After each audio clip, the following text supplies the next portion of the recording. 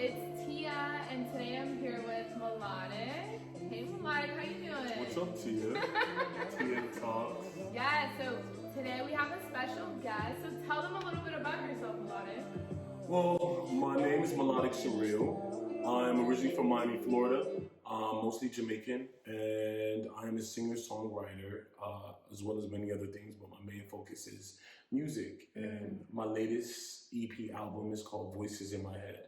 That was a record from off the latest EP. So tell me about like the beginning. When did you start making music? I've been writing music, I would say, most of my life. I started writing like my first song in middle school. And I became more professional in the sense of like going to studios and trying to get contracts in Florida. And then I moved here at like 15, 16. I'm a runaway. Oh, wow. So yeah, I came to New York City to pursue music, the big Apple dream way about, And of course, it was not as easy as I thought it would be. And so I ran into a lot of, ups and downs and learning on my own. And finally, 2018, I began like my professional music journey by recording like what was like a rage. I was going through like a rage rock type of moment with a song called Hell on Earth. Of course, it was very controversial being a black rock star, talking about demons, and now everybody wants to be a demon. Right. But I was on that wave a long time ago. So yeah. Now I'm doing like softer records because I can't sing and rap. So I'm going to give the audience like a lot. So off the EP, which one is like your favorite song? First of all of them only 3 songs on Voices in My Head, and that's "Do Flowers Bloom in the Dark," "Lost Love," and "Novocaine," and they all have very intimate meanings to me. So I can't really say I have a favorite record, but they, 3 mean something different to me in 3 different ways. Yeah. Okay, so tell me what inspired Novocaine. Novocaine is inspired by a toxic relationship. I would say one of my most epic relationships ever, based off a true story. And I just was like, I'm to the point where I've been through so much hurt and pain and turmoil in that relationship that I really can't feel anything for anybody else, because it just traumatized me. And that's what Novocaine actually really means, walking down a path and feeling like, absolutely lost. Sometimes in certain relationships, especially if they're toxic, you lose yourself, And that's what that song kind of talks about, losing yourself. So if an individual is listening to your song, listening to Novocaine, what advice would you give them if they're in a toxic relationship? What advice would you give them? Well, first, I know a lot of my friends are like, oh, we can't listen to your record when we're depressed. And I'm like, listen, I do make sad boy music, but the point of going through something sad is being able to overcome them. So the whole purpose of knowing what sad boy music is, shout out to Little People, my favorite sad boy songwriters ever, rest in peace. But I was able to cry to certain records and go through that moment. And when the record is off, I'm able to think, hey, I'm going to get past this shit. You know what I mean? And that's what it's all about. I think me hearing Novocaine and then getting to the end of that record and saying, damn, I did have a moment. And not only that, I want my fans and true fans and family and friends to hear my record and understand that they're not alone. It doesn't matter who you are, how much money you have, how good you look, how popular you are. We all go through the same emotions on earth. And that means that you can relate to somebody and you can make it out. Right. Oh. That's one of my records, yo. Yes! We love it. Nowhere Fastly popped up. Is that like a... So tell me about Nowhere Fastly. Wow. Nowhere Fastly is one of my most iconic records. I had bigger dreams and I didn't make a video to this because I was like, I'm not rich yet. I need like a couple $1,000 to really put the visual to this. But if you listen to Nowhere Fastly, the hook of it, the way that I wrote that record years before, maybe 8 years before I decided to record it. The rock, a bit deeper into what you feel like record labels don't feel like you fit this mold. But let's say you are growing with your streams and everything. What do you want others to see when they see you? Most of all, I want the fans and the music lovers that understand who Malawtic Surreal is to look at me and understand that my journey has not been easy. I'm not trying to be this saint of an artist or this perfect person. I just want to perform, and I want to bring forth something that's like really missing in the music industry, and that creativity, those crossover records. You know, that's all I want to do. I want to give you universal records and performances to blow your mind. And that's just who I am. I think that being a writer, most of all, I write these songs and they're like mini movies and stories that come to life. So right now you've been doing like everything basically on your own. Everything independent, every visual, every shoot, the recording sessions, all out of my own pocket, and it's not cheap. Thank God my producer engineer, I found him after a whole turmoil situation with other producer engineers running around New York City. But Frankie Ruggs, you know, he really took the time out to understand my voice and where I was trying to go, and not, you know, pigeonhole me and put me in this one box and say, oh, you're just a rapper. And I'm grateful for, you know, people like that. So tell me about your name. How did you acquire that name? Malawtic Surreal. Yeah. Should we continue? No. So I had like 3 managers my whole life. But one manager was this guy I saw selling books on the train. And the book was called A Hip Hop Story by Haroon Patel. I don't know how I remember that. It's crammed in my head. But this guy was awesome. He was like the first dad figure mentor to me. I was super young. And long story short, I ended up getting in trouble, never seeing him again. It was some bull crap. I ended up suing the city, got the money back. Long story short. Yeah. So that guy, he had me perform, and I was nervous. He would not let me say no ever. He was like, you can sing. You can really sing. And he would give me poetry. He was like, sing this. And I would have to sing it. And I was like, yo, he really made me believe in myself before anybody. And this girl who was signed to, I think, Arista Records, one night she had like an intro in New York City. I was too young to even be there, but I was there. And I had to sing, and I used to call myself Hollywood. But this other guy had got signed to like Wyclef or something, and his name was Hollywood. And I just went up there and I sang, and she was like, yo, your voice is so melodic. And it was like one of those moments in like a movie where everything stood still, and I was like, melodic. And it just stuck with me. You do have like this like southern like vibe. Can you tell me a little bit more about like where that comes from? Like a little soul comes in a little bit. I think like when you hear the soul, of course I have a southern background from growing up in Miami, Florida.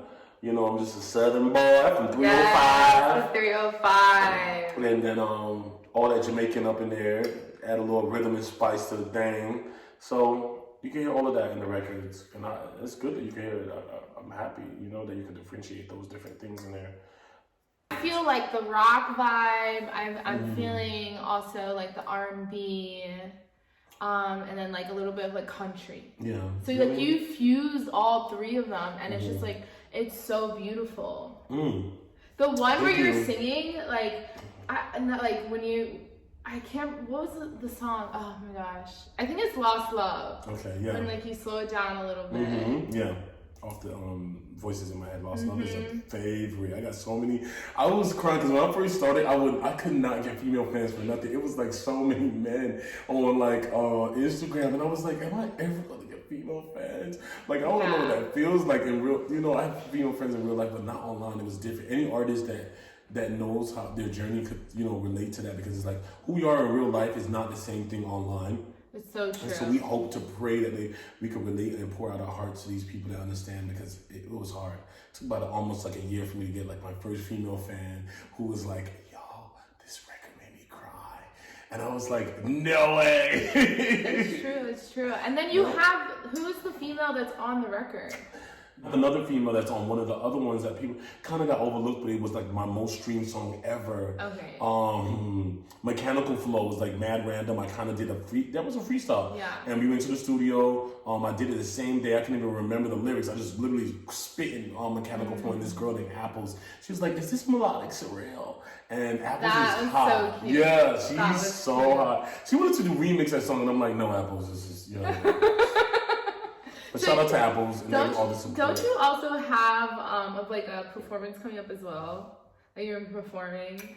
There's a couple places that I'm supposed to be performing. We're gonna see how that works out. But I am booked in Miami, Florida for Memorial Day weekend, and I'm definitely playing Mechanical Flow as an intro record because it's a party vibe. Even though it's way before the newest album, but let's just, I gotta push it out there and tell people I do got music, and it's not just an MC thing for me. And that's what me and my friends and bros are working on now, how to get people to say he's more than an MC, he's more than this party boy, he actually has great music. Right. And that's the goal, you know? Mm-hmm. And what about you released something on SoundCloud recently? I did, that was with me and Bando. There was like this dope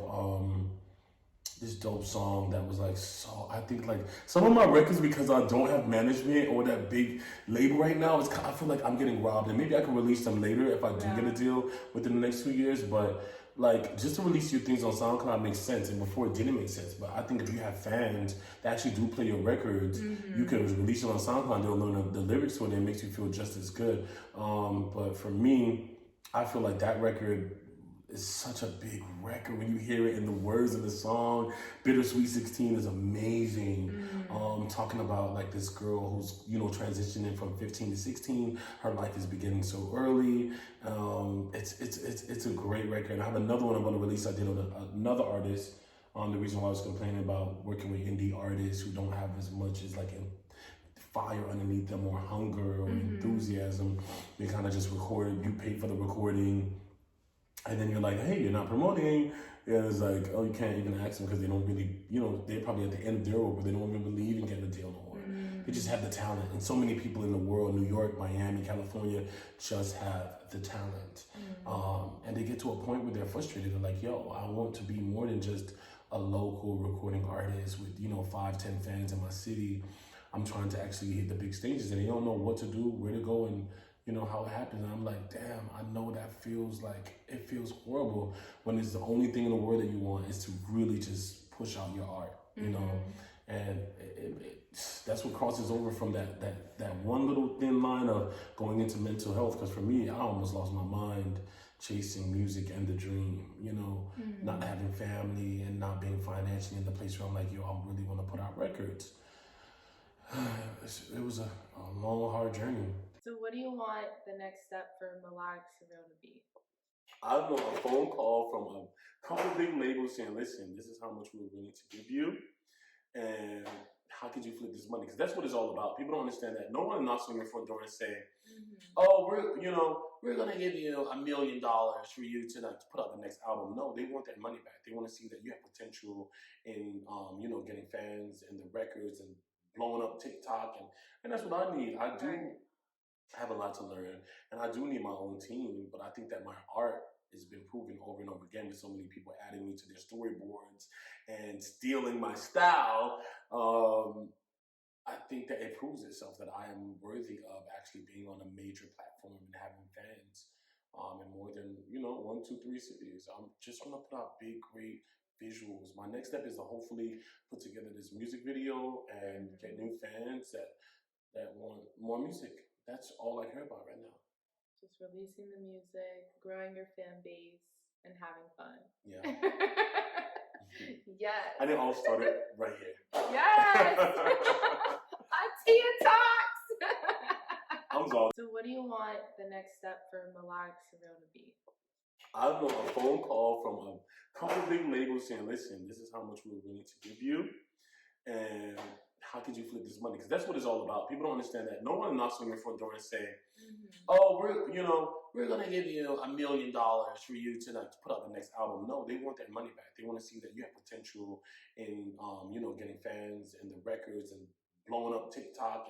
And that's what I need. I do have a lot to learn, and I do need my own team, but I think that my art has been proven over and over again with so many people adding me to their storyboards and stealing my style. I think that it proves itself that I am worthy of actually being on a major platform and having fans in more than, you know, 1, 2, 3 cities. I'm just gonna put out big, great visuals. My next step is to hopefully put together this music video and get new fans that want more music. That's all I care about right now. Just releasing the music, growing your fan base, and having fun. Yeah. Yes. And it all started right here. Yes.